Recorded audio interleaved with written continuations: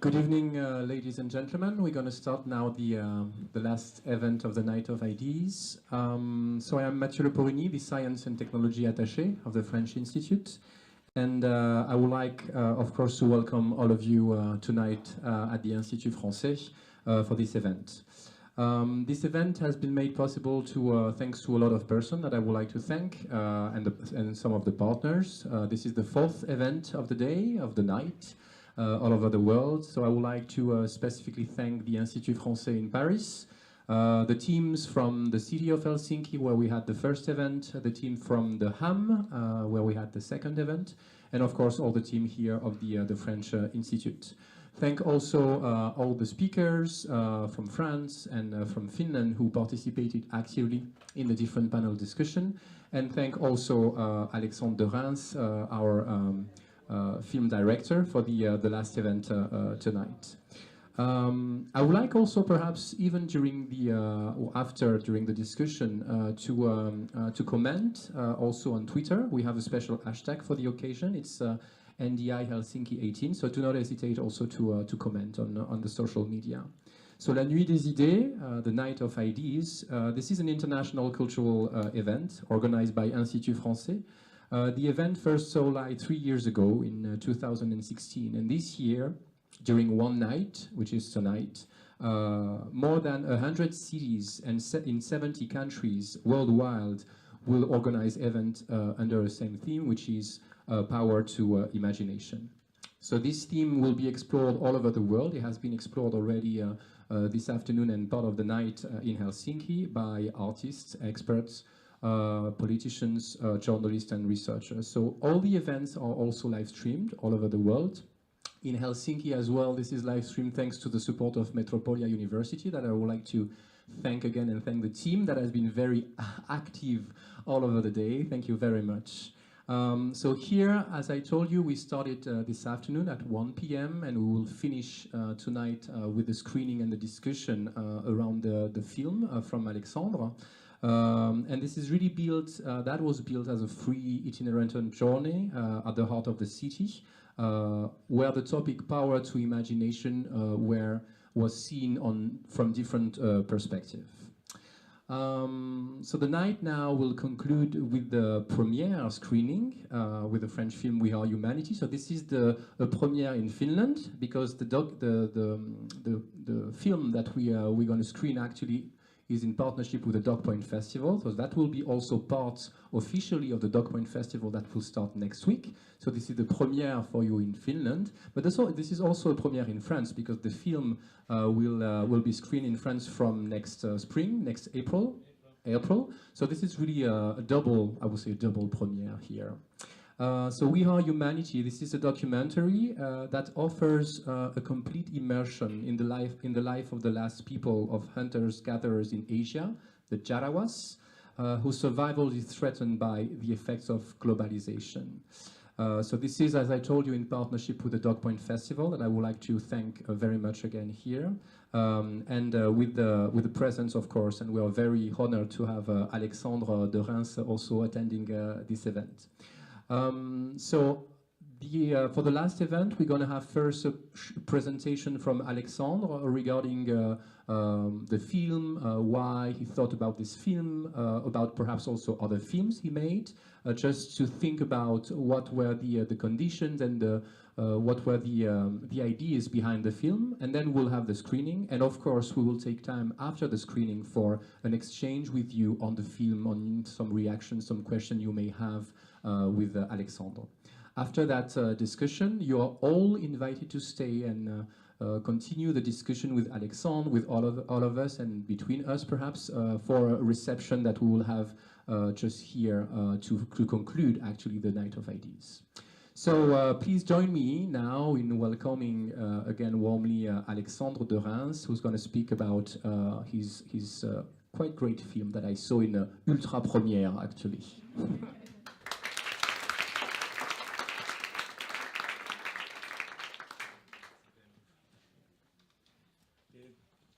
Thank you very much for coming and watching my film. I made five years to do it, and this is a beautiful story.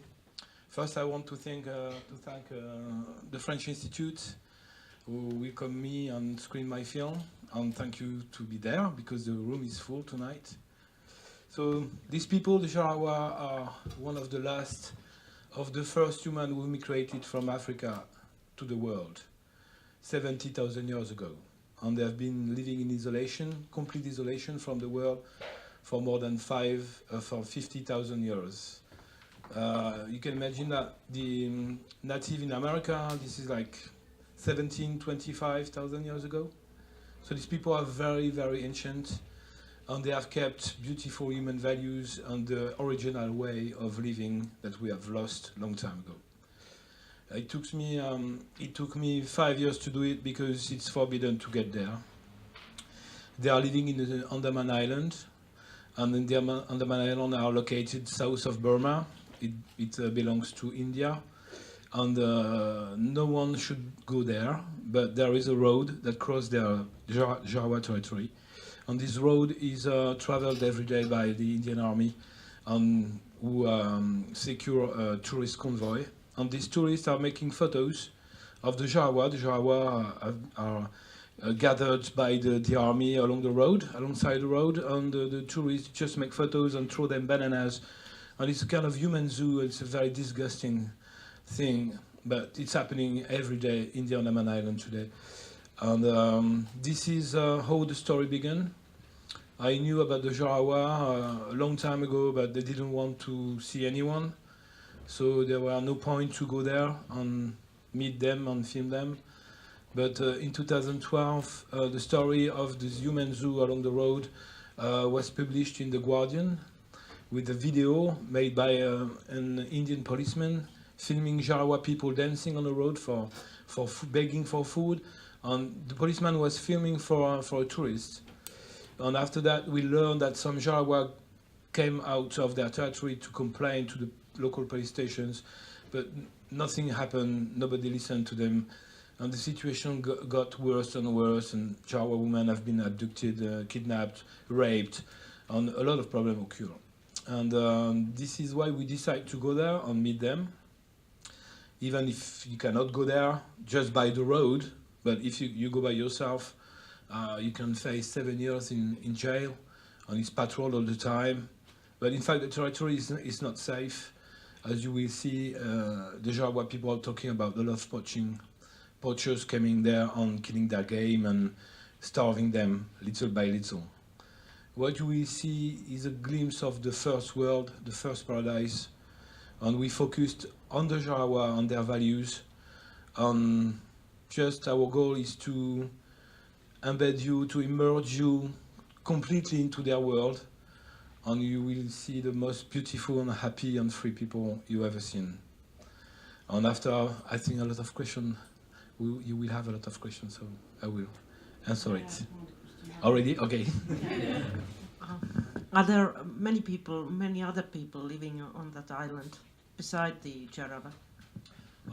This island belongs to India. It used to be a military place for the British.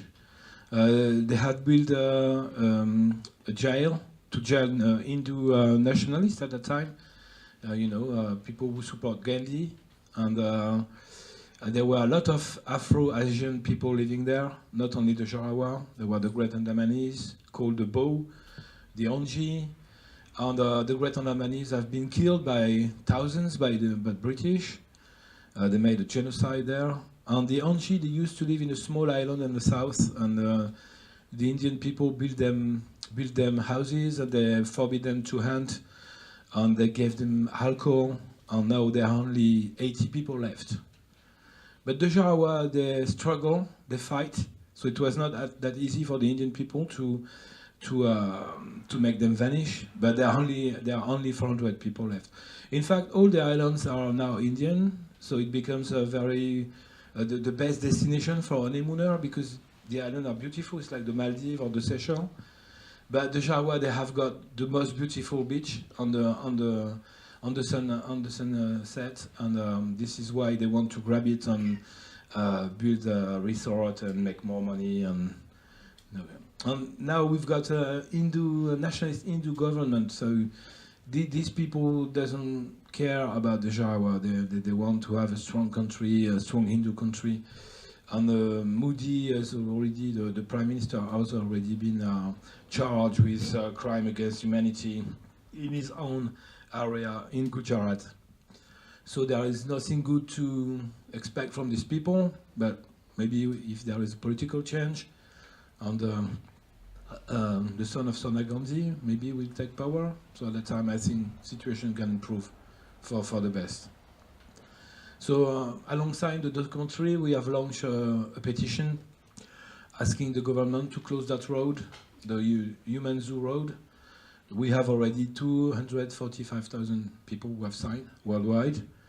So frankly, I don't think that it's going to change the mind of the government in India, but at least the Indian government will see that a lot of people knows about the Jarawa right now, and they want to change. And this is what matters. Counting our troop, yes, very important. It's okay for the... Right? Okay. So enjoy the film.